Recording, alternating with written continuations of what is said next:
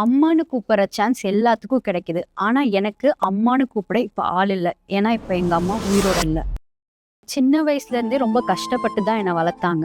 So நான் college படிக்கும்போதும் சரி, நான் நல்ல மார்க் எடுத்தேன். நான் இன்ஜினியரிங் படிக்கணும்னு ஆசைப்பட்டேன். பட் அவங்க கிட்ட அப்போ அப்பாவுக்கு லாஸ் ஆனதுனால, அவங்க கிட்ட போதுமான அமௌண்ட் இல்லாததுனால, ரொம்ப அலைஞ்சு திரிஞ்சு தான் எனக்கு இன்ஜினியரிங் சீட்டே வாங்குனாங்க. எங்க அம்மாவுக்கு நான் ஐடி ஜாப் போகணும்னு ரொம்ப ஆசை. அவங்களுக்காக கஷ்டப்பட்டு 4 வருஷம் படிச்சு எப்படியோ ஐடி ஜாப்ல பிளேஸும் ஆகி நல்ல சேலரியில பேக்கேஜும் வாங்க ஆரம்பிச்சிட்டேன். மாடலிங், மேக்கப் ஃபீல்ட்ல போகணும்னு ஆசைப்பட்டேன். அது அம்மா கிட்ட போய் ஃபர்ஸ்ட் சொன்னப்போ அவங்க வந்து எப்படி ரியாக்ட் பண்ணுவாங்கன்னு யோசிச்சேன்.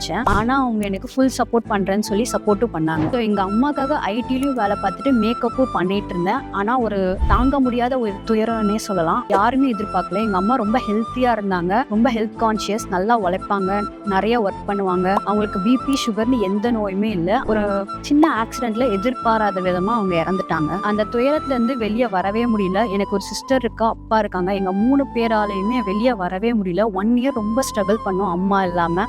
அவங்களுக்காக போன அந்த ஐடி வேலையுமே என்னன்னு தெரியல. அம்மா போனதுக்கு அப்புறம் எனக்கு வேலையுமே போச்சு. அதுக்கப்புறம் என்ன பண்றதுனே தெரியல. இல்ல என்ன பண்ணலான்னு யோசிச்சப்போ நான் ஸ்டார்ட் பண்ண பேஜ் தான் ஒன்லி சேலம் பேஜ். பட் இப்ப நான் வந்து சேலம்ல தெரியற அளவுக்கு ஒரு இன்ஃப்ளூயன்சர் ஆயிட்டேன். பட் அதை பார்க்க இப்ப எங்க அம்மா இல்ல. ஸோ எல்லாருக்கும் நான் சொல்றது என்னன்னா, அம்மா இருக்கிறப்பவே அவங்க சின்ன சின்ன ஆசையை வந்து நிறைவேற்றுங்க. அவங்க கேட்கறத பண்ணுங்க. இப்ப என்கிட்ட அமௌண்ட் இருந்துமே அம்மாவுக்கு ஒண்ணுமே பண்ண முடியல. உங்களுக்கு என்ன பண்ணணும்னு தோணுதோ அப்பவே பண்ணிருங்க. அவங்கள ஹாப்பியா வச்சுக்கோங்க. இவ்வளவுதான். எல்லாத்துக்கும் ஹாப்பி மதர்ஸ் டே. தேங்க்யூ.